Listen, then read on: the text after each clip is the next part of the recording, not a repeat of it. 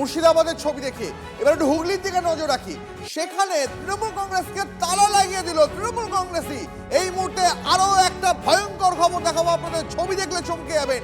অভিষেক বন্দ্যোপাধ্যায়ের হুগলি সফরের আগে তৃণমূলের কোন্দল কাটা, দলের ব্লক পার্টি অফিসে তালা ঝুলিয়ে দিলেন তৃণমূল কর্মীরাই। সব মিলিয়ে তৃণমূলকে তালা লাগিয়ে দিল তৃণমূল কংগ্রেসই।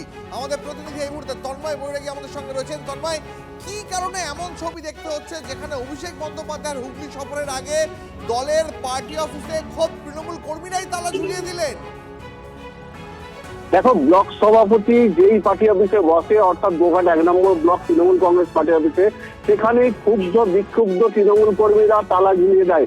তাদের অভিযোগ যে অঞ্চল কমিটির যে নির্বাচন হচ্ছে, অঞ্চল কমিটির যে তালিকা বেরোচ্ছে, সেখানে ব্লক সভাপতি তার মনোমতো লোকজনদের স্থান দিচ্ছে।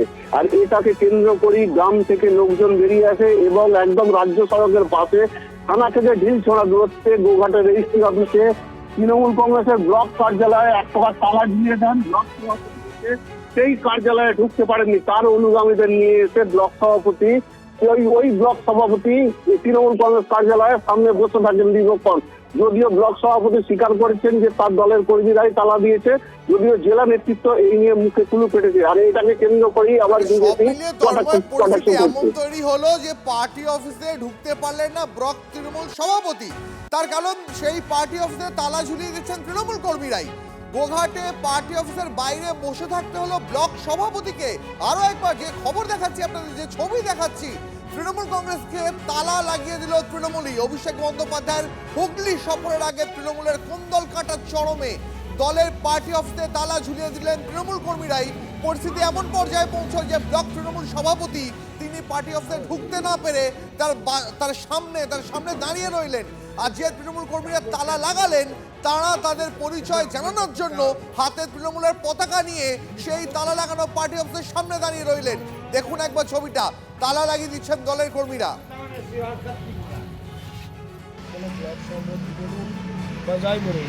মানে সমস্তটা আলোচনা করেই হয়, কিন্তু আজকে এটা মানে আমরা অন্ধকারে রয়ে গেলাম যে আমার অঞ্চল, আমার গোঘাট অঞ্চল, এটা আমার অন্ধকারে রয়ে গেল। আমি কিছু জানতে পারলাম না, আমার নেতৃত্ব কেউ জানতে পারলো না। সবার সঙ্গে আরেকটা আলোচনা করে এটা হোক। এবং যাকে পাঠিয়েছে উনি হচ্ছেন পঞ্চায়েত ভোটের নির্দল প্রার্থী হয়ে খেটেছিলেন। ওই ব্যক্তিকে অঞ্চল সভাপতি আমাদের করছেন আমাদের ব্লক সভাপতি কাজল নাই। উনি ভেবে নিয়েছেন ব্লক সভাপতি যে দলটাকে আমার বাপতি সম্পত্তি পেয়ে গেছি। আজকে আমরা ওই অঞ্চল সভাপতিকে না হয় তার জন্য আমরা আজ ব্লক অফিসে আমরা চাই মারলাম। যতক্ষণ না বসে আমার আলোচনা হচ্ছে, সিদ্ধান্ত না আসছে, ততক্ষণ কিন্তু আমরা চাবি খুলব না। 1 নম্বর তৃণমূল কংগ্রেস কার্যালয়, এটা ব্লক অফিস।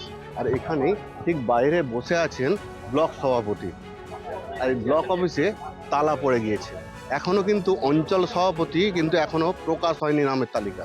আর তার আগেই কয়েকজন কর্মী এসে তালা দিয়ে দিয়েছেন।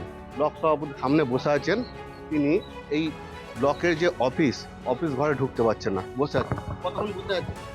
আমি এইমাত্র আসলাম এখানে, এসে দেখছি আমাদের কিছু বিক্ষুব্ধ ছেলে তারা চাবি মেরে গেছে। দলকে জানিয়েছি, দল যা সিদ্ধান্ত নেবে সেটা করবো। না না না, আমাদের অঞ্চল সভাপতি বলছে না, দল পাঠাবে তো। আমি কে? আমি দলের তো সামান্য একজন কর্মী। দল আমাকে দায়িত্ব দিয়ে কাজ করার জন্য, দল যা কাজ বলবে সেই কাজটা আমি প্রতিটা প্রান্তে প্রতিটা গ্রামে গ্রামে পৌঁছে দেবো, এইটাই আমার দায়িত্ব। ঠিক এইভাবেই বসে আছেন দীর্ঘক্ষণ।